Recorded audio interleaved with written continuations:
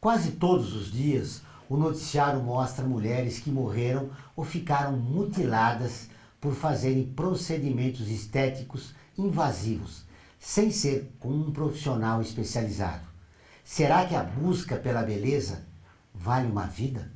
Para falar sobre o assunto, recebemos hoje no programa Raul Canal, advogado, presidente da ANADEM, Sociedade Brasileira de Direito Médico e Bioética. Está no ar o Observatório do Terceiro Setor, o olhar da cidadania.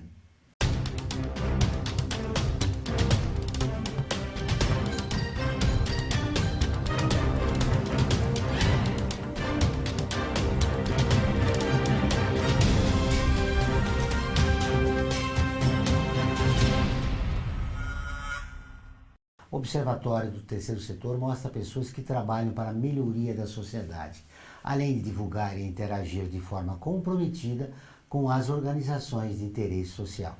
Raul Canal é autor das obras Pensamento Jurisprudencial Brasileiro, do Terceiro Milênio, sobre erro médico e judicialização da medicina. Tudo bem, Raul? Seja bem-vindo ao Observatório. Antes de entrar nesses procedimentos que as mulheres estão fazendo em relação à beleza, há muito procedimento evasivo ocorrendo nos hospitais. Nos hospitais brasileiros hoje, primeiramente, obrigado pelo convite, oportunidade maravilhosa de estar nesse programa que presta um serviço à sociedade brasileira. Os hospitais brasileiros, eu escrevi recentemente um artigo, eles matam mais que as rodovias. Para você ter uma ideia, morre no Brasil hoje em torno de 220 mil pessoas por ano de eventos adversos. A pessoa hospitalizou-se por um motivo e morreu por outro diferente. Só a infecção hospitalar mata mais de 100 mil brasileiros por ano. E isso corresponde a 2,5 vezes todos os acidentes de trânsito no Brasil. 70% das mortes decorrentes da infecção hospitalar seriam evitáveis com um simples gesto de lavar as mãos. É isso que eu ia te perguntar. Quais as razões? Não observância de protocolos, né? Esse ato de lavar as mãos. Um grande hospital aqui de São Paulo, hospital referência nas Américas, adotou um procedimento agora que foi instalado um sensor de radiofrequência no jaleco do médico, do enfermeiro, do instrumentador, todos os profissionais envolvidos. Um mesmo sensor no container de álcool gel e um terceiro no leito do paciente. Então, o enfermeiro auxiliar, se ele for ao leito sem passar pelo álcool gel, vai dar um bip sonoro e um sinal vermelho. Se ele passar pelo álcool gel, os sensores comunicam, quando ele chegar no leito, o sinal é verde. Ele vai para outro leito, ele tem que voltar novamente ao álcool gel para zerar o sensor. Procedimento maravilhoso a tecnologia. Mas quando você imagina que um grande hospital da maior capital da América Latina precisou fazer isso para educar os seus profissionais, dá medo. Imagina o interior do Brasil. Mas como é que funciona? É verdade. E agora, quais os cuidados que a população deve tomar na escolha do hospital que deve ser operado? Bom, veja bem, esse fenômeno ocorre em todos os hospitais, né? Uma coisa que a gente observa, o anestesista, o instrumentador auxiliar, durante uma cirurgia, atualizando o Facebook, atualizando o WhatsApp. Não existe no mundo hoje nenhum equipamento, nenhuma peça, nenhum objeto mais anti-higiênico, mais contaminado que um celular, né? E a pessoa tira do jaleco, está com a luva da cirurgia e manda mensagem no WhatsApp e volta para o campo cirúrgico, né?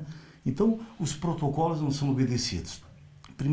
Isso não são hospitais públicos apenas. Nos grandes hospitais privados, isso acontece. O Conselho Federal de Medicina baixou uma resolução, agora questão de 2 semanas, né? Criando o Código de Ética do Estudante de Medicina. E no Código de Ética ele fala aí sobre o uso do WhatsApp, sobre o uso do aparelho durante os atendimentos hospitalares. Tem que colocar isso no Código de Ética para poder disciplinar as pessoas. O problema é que a população desconhece isso. Desconhece totalmente.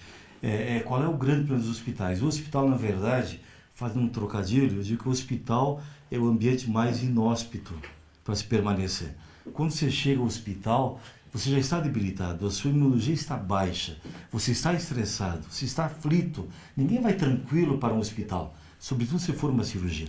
Então você está vulnerável, está com chakras até abertos a tudo que possa ser de ruim, né? A bactéria da sua casa você conhece, ela te conhece, você convive com ela.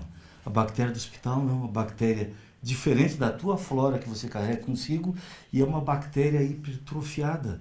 Bactéria que a avó dela já conhecia todos os antibióticos. Então ela está imune, ela está multiresistente aos antibióticos. E essa bactéria hipertrofiada, muito mais forte, vem a você, ao teu organismo que está debilitado. Por isso o grande número de mortes por infecção hospitalar. Então, internação hospitalar é só o tempo suficiente para. Um dia de internação, não insiste em permanecer.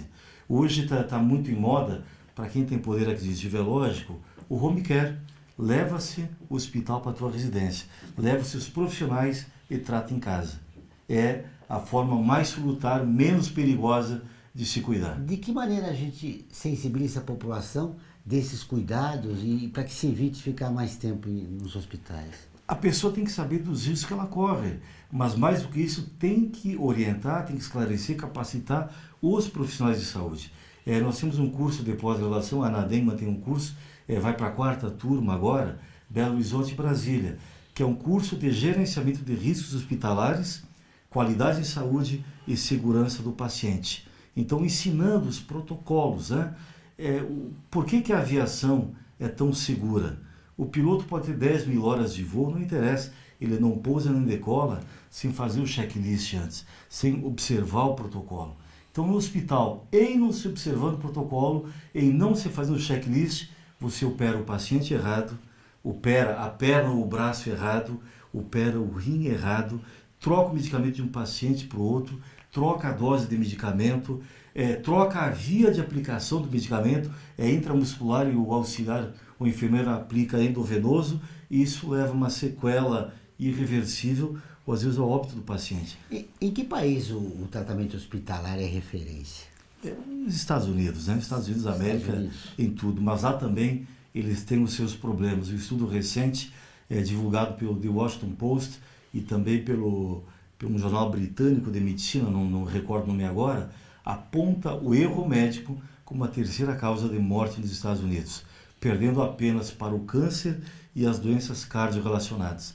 Então, estima-se que hoje na América do Norte morram 250 mil americanos por ano por eventos adversos.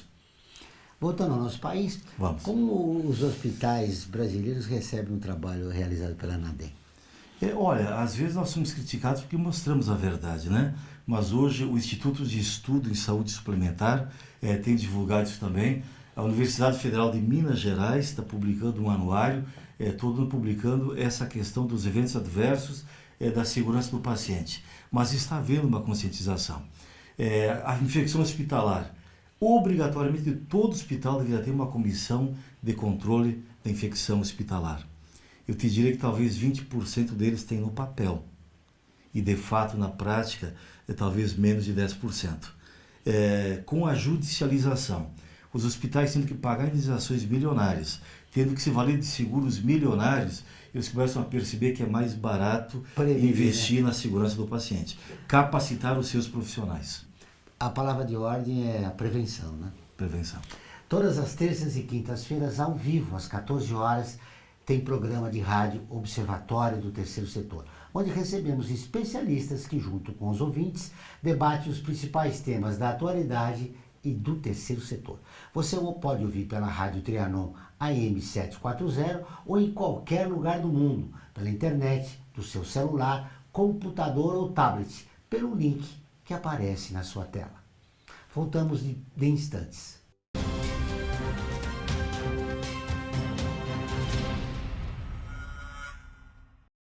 A FIA é muito mais que uma escola de negócios. É graduação, pós-graduação, MBA, mestrado e consultoria para empresas. Isso faz diferença. Conheça a FIA. Olá, eu sou Laura Gelbert, da ONU News. Notícias das Nações Unidas e do mundo você acompanha na página e nos programas do Observatório do Terceiro Setor, parceiro da ONU News. E para acompanhar diretamente a ONU News em português, acesse nossa página e redes sociais. Até lá!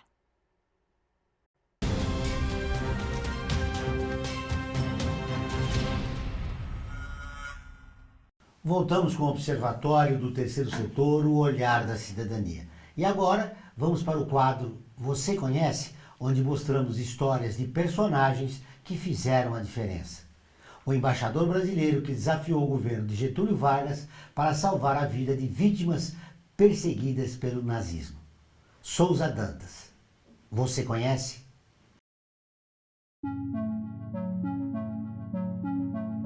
Luiz Martins de Souza Dantas nasceu na cidade do Rio de Janeiro no dia 17 de fevereiro de 1876. Após concluir os estudos de Direito aos 21 anos, ingressou no Ministério das Relações Exteriores já no período republicano. Passou por todos os postos de carreira diplomática e serviu em diversas capitais do mundo. Chegou ao posto de embaixador em 1919, quando passou a chefiar a representação brasileira em Roma. Em fins de 1922, Souza Dantas foi nomeado embaixador do Brasil na França, cargo que permaneceria até 1944. De acordo com a legislação vigente na época, era raro o embaixador conceder pessoalmente um visto, e isso costumava ser feito em casos excepcionais. Para o indesejável receber um visto, mesmo que se encaixasse nas poucas exceções pré-estabelecidas, era necessário apresentar uma série de documentos como atestados negativos de antecedentes criminais, de não ser de conduta nociva à ordem pública, de saúde e provar que tinha profissão lícita, entre outros. A autoridade consular brasileira que emitiu o visto, por sua vez, tinha a obrigação de informar a origem étnica do estrangeiro. Registros dessa época mostram que Souza Dantas já vinha intercedendo em favor de refugiados do nazismo desde a sua saída de Paris. Começou a emitir os primeiros vistos diplomáticos irregulares de próprio punho. A maioria desses documentos beneficiava não apenas judeus, mas também homossexuais, comunistas e qualquer pessoa ameaçada pelo nazismo. Foram emitidos mais de 1000 documentos. Os jornais brasileiros passaram a tratá-lo como herói, mas a transformação do diplomata em herói não agradou o ditador Getúlio Vargas. Rapidamente, as notícias de homenagem a Souza Dantas sumiram da mídia, então controlada rigidamente pelo Estado. Enquanto durou o Estado Novo, Getúlio tratou de manter o diplomata fora de evidência no Brasil. Em 10 de dezembro de 2003, foi proclamado justo entre as nações, título atribuído às pessoas que arriscaram suas vidas para ajudar os judeus perseguidos pelo regime nazista e fascista no Museu do Holocausto, em Israel. Aposentado, Souza Dantas foi convidado pelo Ministério das Relações Exteriores para chefiar a delegação brasileira na primeira Assembleia Geral das Nações Unidas em Londres. O embaixador foi o primeiro brasileiro a discursar nesse órgão precursor da ONU. Souza Dantas passou seus últimos anos de vida em Paris, falecendo numa sexta-feira da Paixão, no dia 16 de abril de 1954. Outra grande figura do Rio Grande do Sul que por problemas políticos é pouco conhecido. É verdade. O Brasil tem tantos heróis, tantas personalidades que fizeram a diferença na nossa história, mas lamentavelmente nós não temos esse hábito de cultuar os nossos antepassados, nossos heróis, né? Tem tanta gente que merecia um pedestal maior na nossa história, né? Por que razões? Eu acho que é questão cultural, né? A gente cultua os heróis lá de fora, de outros países, e os nossos aqui tão poucos nós valorizamos, né? Eu venho de um estado que tem uma cultura um pouco diferente. O Rio Grande do Sul costuma valorizar os seus antepassados, né? Então, Bento Gonçalves, Giuseppe Garibaldi, Anita Garibaldi, Honório Lemos e tantos outros, né? O Rio Grande do Sul, diferente do Brasil, ele cultua mais os antepassados. Falta um pouco isso na cultura do povo brasileiro, para gostar mais desse país e talvez para fazer dele melhor, né? Voltamos à nossa entrevista. Erros médicos matam pessoas a cada 3 minutos nos hospitais brasileiros. São 2 pessoas que são mortas a cada 3 minutos. Assustador, né? É um dado impressionante. E isso, o Observatório fez uma matéria no ano passado enumerando os motivos, né? Desde a infecção hospitalar, troca de remédios errados, tinha que operar uma perna, operar outra, enfim. Esse quadro, a tendência dele, pelo teu trabalho na sociedade brasileira, né, ele tende a aumentar ou diminuir? O que tem se observado nos últimos anos é que tem aumentado. Eu só quero fazer uma pequena ressalva, porque generalizou-se, estigmatizou-se chamar erro médico, mas não necessariamente é erro médico. Pode ser erro de qualquer profissional, qualquer ator envolvido no tratamento da saúde, né? E no tratamento nós temos o médico, temos o profissional de saúde, que é a enfermeira e a técnica. O auxiliar, o instrumentador, o engenheiro clínico, que ninguém sabe que existe. Muita gente morre por sequela, a calibragem dos equipamentos. Ninguém sabe, o engenheiro calibrou o equipamento de forma equivocada e isso provocou um dano no paciente. Os bisturis elétricos, por exemplo, eles têm um período, que eu não sei dizer qual, nós estamos preparando um curso de pós-graduação em engenharia clínica hospitalar, para ensinar o pessoal, em parceria com a Philips, com a Samsung, com algumas multinacionais, para ensinar o pessoal a calibrar os equipamentos hospitalares. Tem um hospital que calibra o bisturi cortando sabão, ou cortando uma carne, um patinho, uma carne de vaca, calibrando o bisturi. Por quê? Porque o equipamento que faz a calibragem do bisturi custa $50 mil. Então, para economizar, calibra o bisturi no olhômetro, cortando um pedaço de carne. Pode ser um músculo, mas não uma picanha, né? Isso depois para utilizar no tecido humano. Então, é todo um conjunto cultural que precisa ser modificado, precisa ser disciplinado, precisa ser capacitado. Muito bem. Agora nós vamos falar das mulheres que procuraram procedimentos estéticos e acabaram morrendo. Isso também é alarmante e mais alarmante ainda, porque o paciente que vai a uma cirurgia plástica é um paciente saudável.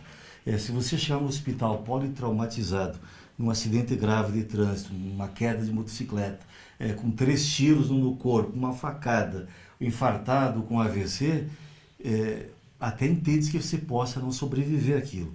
Agora, uma pessoa 100% saudável, que quer simplesmente melhorar sua aparência física e não volta para casa, morre no leito uns dias depois, é uma coisa que a família não aceita. De todas as cirurgias plásticas realizadas no Brasil, a gente fez um estudo para a Sociedade Brasileira de Cirurgia Plástica em 2016, isso foi publicado como Cirurgia Segura, o título, uma revista de mais de 100 páginas, né? Onde nós detectamos que 1,7% das cirurgias plásticas geram algum tipo de intercorrência. Desde um simples hematoma, um seroma que uma drenagem resolve, uma deiscência, uma ruptura de pontos, uma necrose de tecidos, uma sequela vinda de uma trombose venosa ou de uma embolia pulmonar ou até mesmo mais grave, que é o óbito. Desses 1,7% que geram intercorrência, 13,8% acabam em óbito. Dos 1,7%, 13,8%. Se fizer uma conta, vai dar 0,0646%. Percentualmente parece que é uma coisa ridícula, né? Insignificante.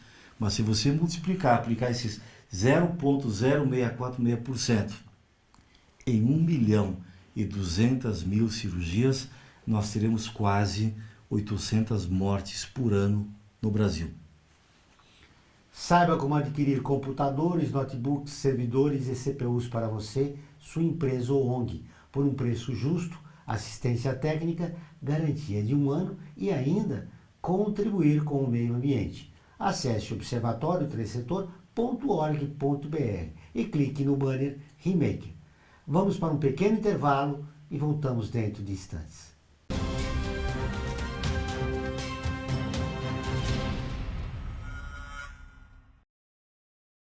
A FUNASP colabora com a USP nas relações entre fundações por meio de fóruns, simpósios, seminários, pesquisas e intercâmbio de informações, além do seu investimento na área social.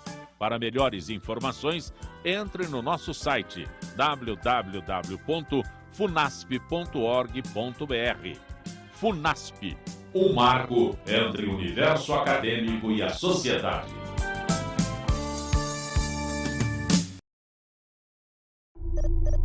Internacionalizar a economia afeta o seu emprego? Para onde vai o Brasil? Ter opinião sem análise é só repetição. Repetição, repetição, repetição, repetição, repetição, repetição, repetição, repetição. Informação é importante. Análise é fundamental. Le Monde Diplomatique Brasil. Independente e crítico.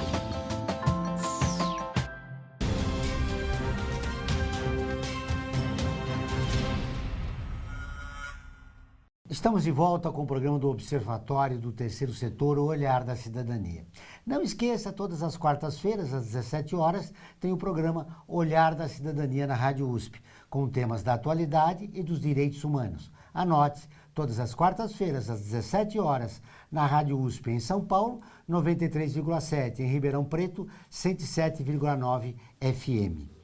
Muito bem. O que leva mulheres de todas as classes sociais a se submeterem a procedimentos, como é esse caso dessa moça que foi morta agora, operada pelo Dr. Bumbum? Olha, Gel, isso é injustificável, porque com acesso da informação hoje, não há nada que você faça entre quatro paredes que não vá a público. O Google sabe de tudo, né? Então, basta entrar no site da Sociedade Brasileira de Cirurgia Plástica, sbcp.org.br ou plástica.org.br, se digitar o nome do sujeito profissional, vai dizer se ele é ou não titular da sociedade. A cirurgia plástica é a residência mais longa que nós temos. Então, um plástico hoje ele faz 6 anos de medicina, mais 2 anos de cirurgia geral e 3 anos de cirurgia plástica. Esses 5 anos de residência são 5 anos com 60 horas por semana. E a gente vê alguns aventureiros que fazem um pós-graduação em final de semana de 300 horas apenas ao longo de um ano, um final de semana por mês, e sai se intitulando como cirurgião estético, né? Isso nós combatemos. Então, a pessoa, antes de sujeitar uma cirurgia plástica, porque a cirurgia plástica eletiva é programada, não é nada de urgência. Você pode investigar. Investigue-se primeiro se ele é membro da sociedade. Segundo, qual é a vida pregressa dele, né? No Facebook, no Instagram, nas mídias sociais, você tem os comentários das pacientes, até no Reclame Aqui, que hoje são referências. Então, faça sempre uma pesquisa. A mesma pesquisa que nós fizemos em 2016 para a SBCP, nós constatamos, Joel, que de todos os processos movidos contra médicos decorrentes de cirurgia estética, em 62% dos casos, né, quase 2/3, o médico não era cirurgião plástico, não era especialista. Ou seja, ele não era especialista e não poderia realizar aquela operação. Pela lei ele pode, porque a nossa lei é de 57, né? Então, é a lei do Juscelino Kubitschek ainda, que regulamenta a medicina. Lei 3268/57. Então, o que diz a lei? O médico com diploma registrado no MEC e no CRM está habilitado para exercer a medicina em qualquer especialidade. Eu sei que essa sua observação é muito importante. Pela legislação, ele pode realizar a operação, pode. Mesmo não sendo especialista. Ele não pode anunciar o título que ele não tem, ou uma especialidade que não possa comprovar, é o que diz o Código de Ética, mas pode exercer. Acontece que quando a lei foi ditada em 57, não tinha especialidades. A anestesiologia foi reconhecida como especialidade em 95. A cirurgia plástica em 79. Até 95 não tinha anestesista especialista com residência, certo? Então, é claro que a lei não podia prever isso. Está na hora de mudar a lei. Precisamos mudar a lei para salvar a vida dessas mulheres que procuram, que elas são pressionadas pela indústria da beleza. Hoje, criaram-se padrões de beleza e a pessoa, às vezes, o que se discute é a cirurgia meramente estética. Ela influencia na saúde da pessoa também? Influencia por quê? Se você tem uma auto-rejeição da sua aparência, do seu nariz, da sua orelha de abano ou qualquer coisa, você não é feliz. Toda vez que você olha no espelho, você vai sentir uma auto-rejeição. Então, a cirurgia, mesmo que só estética, ela vai contribuir para a tua saúde como um todo, né? Melhoria da sua autoestima. Melhora a sua autoestima e, por consequência, melhora tudo, né? Agora, há uma pressão da indústria, a indústria cosmetológica, há um afã de ter seios grandes, ter bumbum definido, uma série de coisas. E as pessoas podem fazer isso, é bonito, tem que fazer. Mas procura primeiro. O silicone, esse fabricante, ele tem registro da Anvisa, é legal, vai no Reclame Aqui, vai no site de busca se há reclamação de pacientes em relação àquela prótese, àquela marca de prótese. O cirurgião, ele é especialista, ele é membro titular desse SBCP ou não? Como é que é a vida pregressa dele? O Dr. Bumbum, por exemplo, se você colocar o nome dele no Google, ele responde a 10 processos. Violência doméstica, tentativa de homicídio, resistência à prisão e uma série de coisas. Quer dizer, um camarada que tem uma vida pregressa desse quilate, ele não pode ser um bom profissional. Se a bancária fizesse essa pesquisa, hoje ela estaria viva. Com certeza, com certeza. E pagou caro, porque o que ela pagou para ele, segundo o noticiário, ela pagou R$27 mil naquele procedimento. É um procedimento cujo ticket médio no mercado de especialistas não seria por mais de R$15 mil. A mulher que se submeteu a essa operação e deu efeitos colaterais, o que ela deve fazer? Bom, em primeiro lugar, eu oriento a não se aventurar numa ação judicial. Vá primeiro no Conselho Regional de Medicina do seu estado, da sua região, e faça uma representação. Essa representação vai gerar uma sindicância. vai ser nomeado um especialista para fazer uma averiguação preliminar. Se constatou que há indícios de comportamento antiético, é instaurado um processo ético. E aí o médico é julgado. Ao contrário do que a população imagina, não existe máfia de branco. O CRM é muito rígido, muito rigoroso, muito mais do que a nossa OAB, inclusive. Se ele for condenado no CRM, mesmo que seja uma simples censura reservada em aviso confidencial, aquilo é uma prova pré-constituída, aí sim instruir um processo judicial e indenizatório. Então não vá direto ao judiciário, é caro, é oneroso, é desgastante. No CRM é de graça, nem de advogado precisa, você mesmo assina a sua representação. E aí ele pode perder o CRM e o direito de... Olha, as penas são 5 níveis de pena. Uma advertência reservada em aviso confidencial, uma censura reservada em aviso confidencial, uma censura pública, é publicado na revista, no site do CRM e no jornal de grande circulação local, uma suspensão de até 30 dias do exercício ou a cassação definitiva do exercício profissional. Não é a cassação do diploma. Mesmo que ele cursar medicina de novo, ele não consegue ser médico outra vez. É a cassação do direito ao exercício profissional. Ele não pode mais ser médico. Não pode mais. Muito bem. A ANADEM mantém algum procedimento em relação ao esclarecimento para que as mulheres não procurem profissionais que não são especialistas? Sim. Se entrar no site da ANADEM ou da própria SBCP, que é atualizado com mais frequência, sbcp.org.br. Ele vai saber se ele é ou não especialista. Liga para a sociedade regional também, em todas as capitais tem uma sociedade regional de cirurgia plástica, liga para a regional, procura saber daquele profissional, certo? E fuja da chamada medicina estética. Não existe, nós temos hoje, reconhecidos pelo Conselho Federal de Medicina, 53 especialidades médicas. Medicina estética não existe como especialidade. Então fuja. Quem se intitula cirurgião estético já não é ético, já não é um bom profissional, desconfie. Para fechar nossa entrevista, nós, primeiro, os cuidados que você já disse que são importantes. Mas caso aconteça algum problema, procurar o CRM do seu estado, da sua região. Que mais é importante a mulher saber para evitar que isso ocorra com ela? Olha, qualquer invasão no organismo humano, qualquer procedimento invasivo, por mais simplório que ele seja, mesmo que seja minimamente invasivo, ele pode provocar danos. Eu tive um caso em Brasília, hospital de referência, uma moça de 22 anos, ela foi extrair um cisto pilonidal. Você sabe o que é isso? Não. É um pelinho inflamado no bumbum. E ela foi a óbito, um choque anestésico. Então, primeira coisa, se nunca fez nenhuma anestesia antes de um procedimento, faça o teste se você é ou não alérgica. Pelas suas condições orgânicas, por doenças relacionadas às comorbidades, pressão alta, sobrepeso, tudo isso, converse com o médico qual é o risco que isso aumenta. Uma pessoa de pele mais clara tem tendência a fazer estrias depois de uma cirurgia. Uma pessoa de pele mais escura, com mais melanina, tem tendência a fazer um queloide, uma cicatriz hipertrófica, que vai ficar mais feio do que era antes, entendeu?